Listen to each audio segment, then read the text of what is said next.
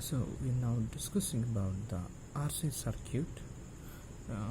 I take a very simple case, that is considering two elements like capacitor and a resistor connected to a voltage supply, and you can see the switches in between. So voltage having a V, I simply say. Okay, the first case is, so before a switch is closed, the capacitor having a zero charge in it. When the switch is just closed, okay, I say that at time t is equal to 0, and there is no charge at the beginning.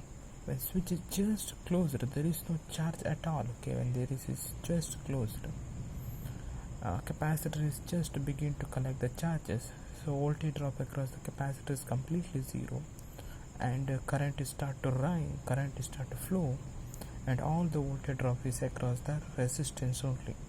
So voltage drop across the resistance is IR, and V equal to IR, because all the battery voltages appears across the resistor, and voltage drop across the capacitance is 0. When the switch is closed, I should say capacitor start to charge. If you leave the capacitor, the capacitor is completely charged. For that I say t tends to infinity. Infinity means within a fraction of second, within a few seconds, capacitor fully charges. So practically t is to infinity means within a 2 or 3 seconds. So capacitor charges very quickly normally. So once capacitor is completely charged, the current through the circuit is 0, because its capacitor charges completely, there is no flow of charges further. So there is no charge, then the resistance,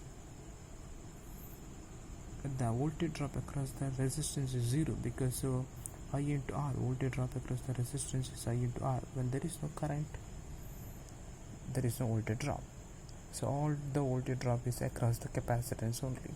So voltage drop across the capacitor is V, that is the battery voltage. So Q is equal to CV. Here Q is maximum charge on the capacitor.